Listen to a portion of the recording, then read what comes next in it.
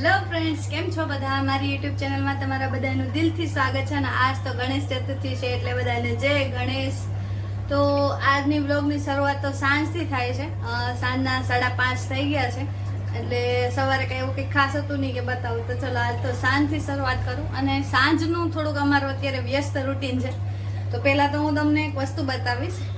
આ ગણપતિ બાપા મારા અન્વેષાએ બનાવ્યા છે. દર વર્ષે બનાવે, લોટમાંથી બનાવે.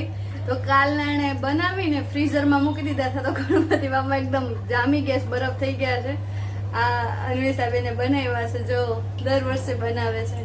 તો બોલો ગણપતિ બાપા મોરિયા. અને ચા બને છે તો હાલો બધા ચા પીવા. તો હવે અત્યારનું રૂટીન એવું કહું તો મારા દિયરની બેબી છે નાની, 1.5 વર્ષની હેલી, એને ડેન્ગ્યુ તાવ થઈ ગયો તો એડમિટ કરી. તો પહેલાં એને ખબર પૂછવા જાવું.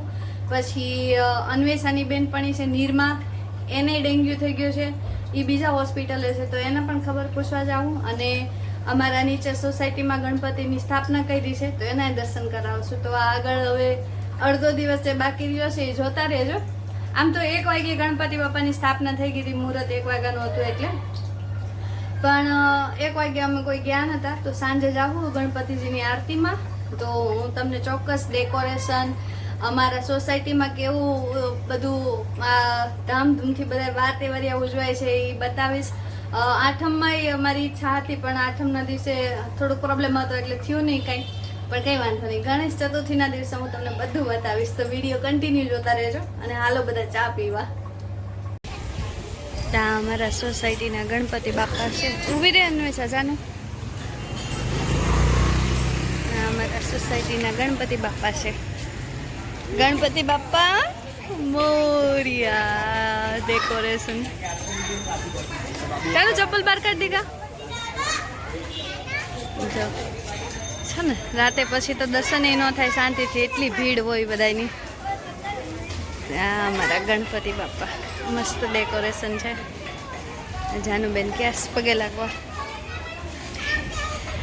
ગણપતિ બાપા ઘીનવા લાડુ ચોળિયા.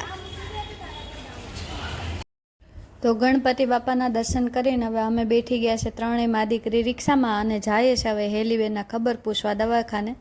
તો જે દવાખાને જઈએ છે ને એ દવાખાનામાં મારા જાનુન મેં પહેલાં 2 વખત એડમિટ કરેલી છે એટલે દવાખાનું થોડું જાણીતું થઈ ગયું છે અમારું.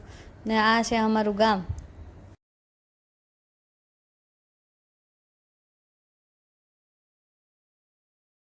હા, આવી ગયા હોસ્પિટલે અમે. અહીં અમારા જાનુબેનને 2 વખત દાખલ કરેલા છે હોસ્પિટલે. હા, અમારા એલીબેન નાના નાના પેશન્ટ. ક્યાં હા થઈ ગયું એલી? હા બતાવો. હા ક્યાં થઈ ગયું મને કોણ? હા થઈ ગયું. જો ને આખું જો જાણે ઘેનમાં હોય એવું લાગે. કહેલું ક્યાં થઈ ગયું મને કોણ? હાથ દુખે? હાથ દુખેલું? અને દુખાવાનું તો યાદ કરાવ. દુખનું દુખે માં એટલે જો